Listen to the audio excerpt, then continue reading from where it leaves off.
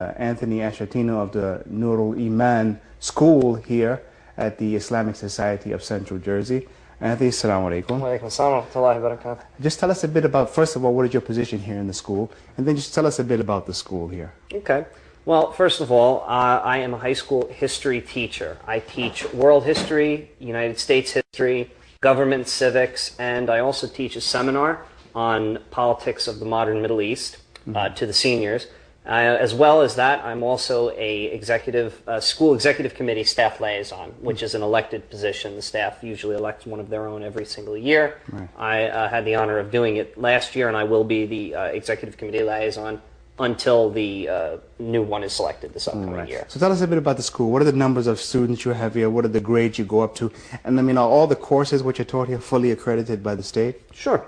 Well, we are a K through 12 school. We have multiple classes in essentially every class up until, I believe this year it's going to be up until 8th grade. We have approximately 435 students or so in the K through 12. That number might be off by a little just because we still have some people we don't know if they're coming in or if people aren't coming in for the fall semester. The curriculum of the school is actually comparable to almost any public high school that you have in the state.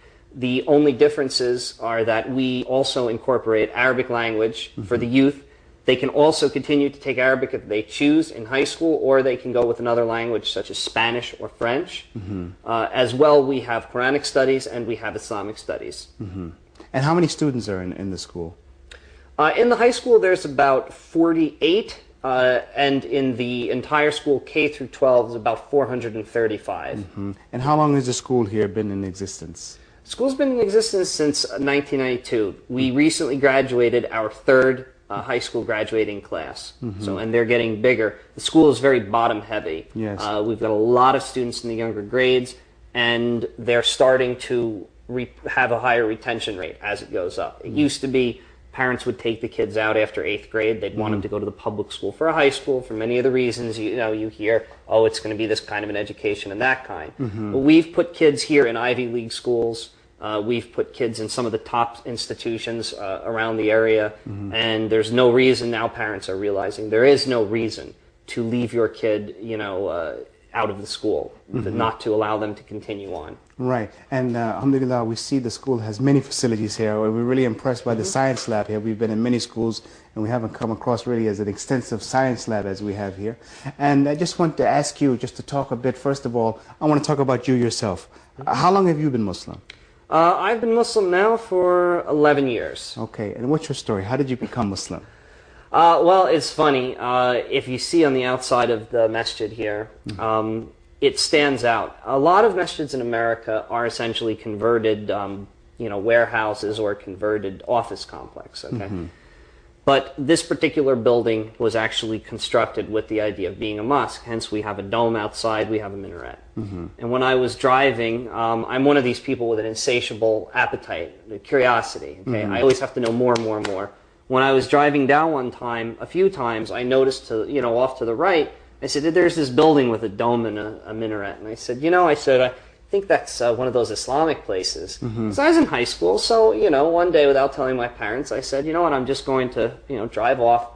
Make the long story short, I came in, the imam was in, and I came up to him and I said, look, I apologize if I'm, violating any etiquette here. I said, I took my shoes off where it said, please take your shoes off. I said, but I'm just curious about the religion. I'm curious about, this and that. I said, I don't want to convert. I said, don't convert me. But I said, and the imam was like, that's no problem at all. Why don't you come? They were about to pray Maghrib.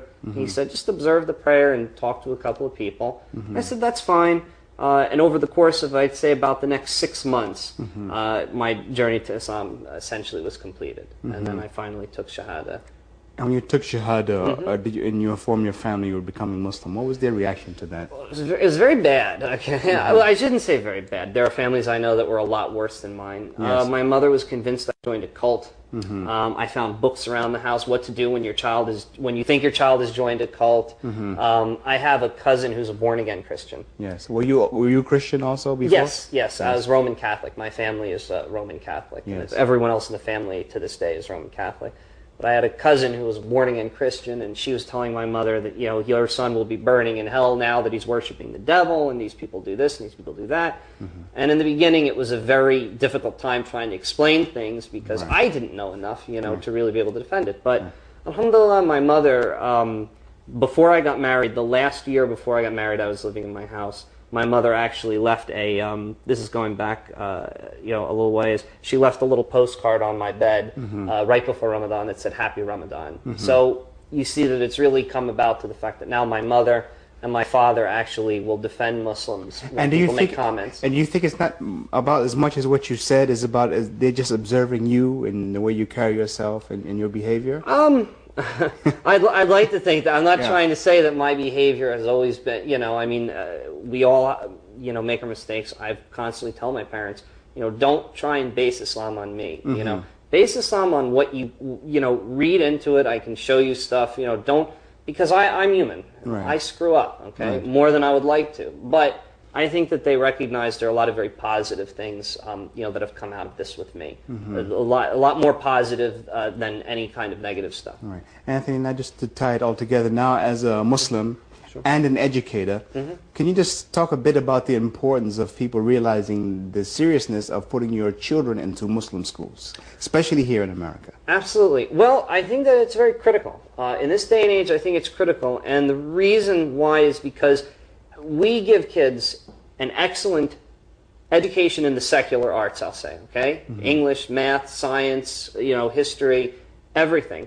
But as well, there's the opportunity in public schools, and I know, having gone to public schools most of my life, you can't do things like say, well, what about God with this? The God is not a four-letter word, but it's close enough in American schools. You can't bring it up. In an Islamic school, you can integrate that. I can integrate Islam into my lessons. I can talk about the way that different things happen in different parts of the world, for example. And I just think it's very important because a lot of kids that are outside today, they don't, as I know that, many other educators have said, the kids today, they're into a lot of stuff that kids ought not to be. Yes. And there's a lot of pressure. You don't want to be the outcast, okay? Now, it's better in some schools where there are more Muslim kids in some public schools and they can create a little bit of a community. But there's still overwhelming pressure. Let's go to this party. Let's go do this. Hey, why don't you smoke this? Why don't you drink this? At the Islamic school, the essence is that by constantly reinforcing the deen on a 24-hour basis, the kids actually Brother Anthony, let me just ask you one more question. Sure. We find in some of the Muslim schools that people who are not Muslim prefer to put their children in the Muslim schools. Do you have that situation here some also? We have had, to my knowledge, I've only been with the school for 2 years, but to my knowledge, we have had a couple of kids in the past who have been non-Muslim kids have come to the school. I would say it's a little different than sending your kid to like a Catholic school, because I know I went to Catholic high school. There's religion, yes, but here, for example, okay, during Ramadan, nobody eats, okay, during the day, except the little kids. Right. We break for prayer during the day, okay? You have a lot of stuff, the sisters wear hijab. Whether you're Muslim or not, it's the dress code, okay? Yes. Whether you wear it outside of the school or not. But I think that there's a lot of people are coming around to realize the discipline that Islam gives in a personal life. And for teenagers, an era where you're really like in that rebellious mode and everything, it gives the kids an opportunity to really focus themselves. And so I think the parents are starting to realize that. And for your school, what is the future plans for your school here? Inshallah, we will have a large expansion project is underway, hopefully in an area that's actually right behind this wall here and over. We're going to have a rail school building constructed, a very large school building that will be able to accommodate upwards of 550 students.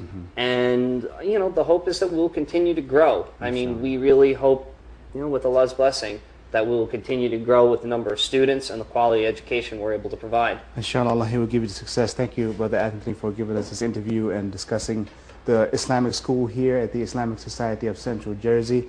And I hope our viewers who learned something about Islam in America continue with us on this journey of discovery of Islam in America.